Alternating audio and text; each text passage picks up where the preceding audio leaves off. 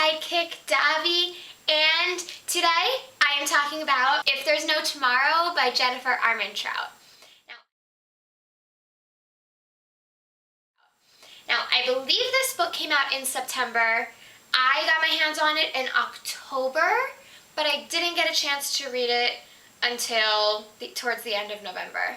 But I have been gobbling up a bunch of Jennifer Armentrout books this year, especially the contemporary young adult, and I love this book so much. I think it was my second favorite behind The Problem with Forever.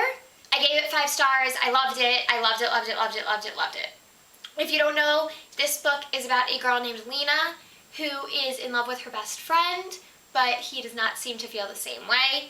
She does have 3 other best friends. They're in like a little group of 4 girls, and they want to be friends forever, the whole thing, but she also has this secret crush, more than a crush, on the boy next door who is her other best friend. One thing that I always forget about Jennifer Armentrout books is I forget that they absolutely tear your heart out on the way to making you feel so giddy and wonderful. And this one was no exception. It completely tore my heart out. Something big happens that completely changes Lena's world and makes her wonder if she's even deserving of love. That's pretty much all I can say plot-wise for the non-spoilery section. I loved the characters in this. I loved the development. I loved the friendships. The reactions to things were so realistic. I just adored this book. I love Jennifer Armentrout's books, and I don't know what else I can say about it. I will say I have finished 2 other contemporaries since this one, but I did kind of read through it before doing this video to remind myself of when some things happen so that I'll be able to talk about it. But I really do think that is it for my non-spoilery section, because I want to talk about some spoilers with this. So if you have not read the book yet, go check it out and then come back and talk to me. Okay? Okay, bye. Gosh, I love this book. Obviously, I need to talk about a lot of different things. I need to talk about the accident. So the book opens with, I couldn't even tell if it was supposed to be part of that book. The first scene where she's in the hospital and just kind of waking up and not fully aware of everything, but then it flashes back to what it calls yesterday, but it means like before all of this happened. Of course, by the time you get towards the accident, like, it's in your mind that she had woken up in the hospital and there was something going on, but you're not thinking about it because you're so obsessed with the fact that she's in love with her best friend and she kissed him and he reacted poorly, but maybe that didn't mean anything because there are still signs that he feels the same way. And then, so you get to the party. He's like, there's something I need to talk to you about. And I'm sitting there like, yes, yes, he loves you too. He's gonna tell you. This is gonna be awesome. And then of course Skylar comes up and is like, oh, hey Sebastian, can we talk? And I'm like, no, you can't talk to him because he's talking to Lena right now, okay? Go away. But Lena's all like, oh yeah, you two talk. I'm just gonna kind of go over there. I'm heartbroken. Although the whole throwing her in a pool thing, like I get that like at this huge party might not be the best place to talk to her, and maybe they want to talk later, like right before they go home or on the way home or when he's dropping her off. I don't care. Yeah, I get why she was really mad about that. She'd gotten her hopes up, and then at that point it seemed like it was like the 3rd or 4th time that she'd gotten her hopes up, and then her heart had been broken. Anyway, then the accident happens, and for a little bit it seems like nothing else matters because not 1, not 2, not 3, but 4 of their friends died, including Megan, who of course at that point like is your favorite of her friends from like the volleyball and the cuteness, and that hurt a lot. It at least happened pretty early in the book this time. Yeah, that hurt. And then of course she felt like she wasn't deserving of love because she had gotten in the car and she wasn't drunk. Therefore she could have driven home. So what annoys me, and And I get it, like the guilt, I don't know what I would do in her situation.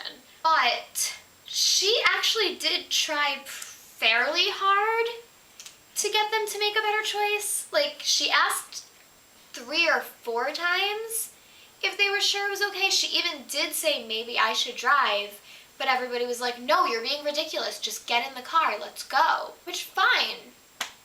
Yeah. I don't know, the whole missing the door thing, that was a little much to just kind of be like, whatever, and get in the car.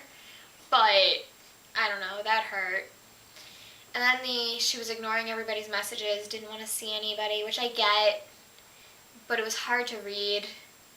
Addie, that part was hard to read. I'm glad they did work it out, even if it wasn't quite what it was before, because I was getting nervous at one point that the two of them weren't gonna work it out. I want to see more of Keith. I'm glad that we got that one little scene with him where she was able to say, like, wait a second, Keith and I are the same. We both have this guilt. We both feel like we definitely should have done something different that would have stopped it. Difference is, not many people know about what I could have done differently, but the whole world knows about him and his parents. I feel like that was a good thing. I would like a whole story about Addie and Keith and what's going on there. I need to talk, obviously, about her and Sebastian.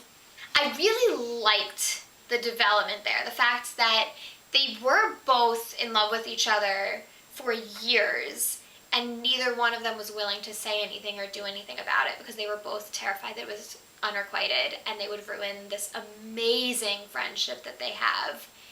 I'm so mad at his reaction at the lake. He was just so inside his head, and like, he was so convinced that she didn't actually feel the same way, and that it was just like her caught up in a moment, and then he finally realizes that at the party she had been so mad at him because she really did like him and she thought he didn't like her. He finally tells her. I mean, she was right, it was terrible timing. She had too much going on. But at the same time, he was also right, because he was like, I mean, not about that being the best timing ever, but the fact that, like, why wait? To be fair, he was going to tell her before the accident. He just didn't get a chance, which he should have, but, you know, whatever. So this was the first time that he could. He wasn't going to tell her in the hospital. Could have. But this was the first time that he could. And then, of course, she, like, doesn't know what to do with that. But then they do start, like, getting together kind of in quiet, not making a big deal about it. And then he drops the girlfriend word, and she can't handle that because the idea of moving on and being happy when 4 of her friends are dead and she feels like it's partly her fault is too much for her. So she just, like, completely shuts down and blocks him out.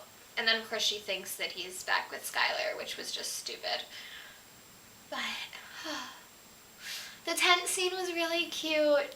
I did know, I had a feeling when they were like, go home. I was like, he's going to be there and he's going to, like, take her to the dance. But he didn't take her to the dance. They camped outside and it was so cute. And I love them. I really love this book.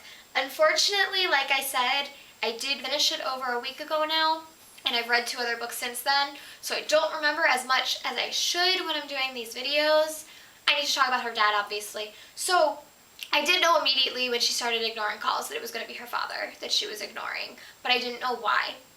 I liked the way that story developed too. The fact that you feel like her father did something terrible, absolutely awful, and then it turns out he left, which, like, is terrible, but not enough to just completely ignore him. And then it turns out that the mom pushed him away. She had every right to, but it wasn't him just picking up and leaving. That was hard for Lena to hear, but I like it. And I love the scene when he comes outside and Lena and Sebastian are actually together now. And she's, like, curled up on his lap, and then her dad walks out, and Sebastian just, like, jumps up and is like, hello, sir. And the dad's like, oh, I heard you 2 were together now. I love this book. That's all I really have to say. I really liked it. I love Jennifer Armentrout, and I need to read more of her books. I think I've read all of her independent contemporaries now. Yeah, I just got a series of her that is new adult, which I'm a little nervous about because I don't normally read new adult. But I'm going to read it because I love her writing, and I love her plots, and I love her characters, and I just love everything, and I'm going to see her in March! Yay! Anyway, that is it. I think if you like this video, don't forget to give me a thumbs up. Follow me on Twitter at ReaderGonnaRead, and don't forget to subscribe by clicking up there or down there. I will talk to you next time. Goodbye!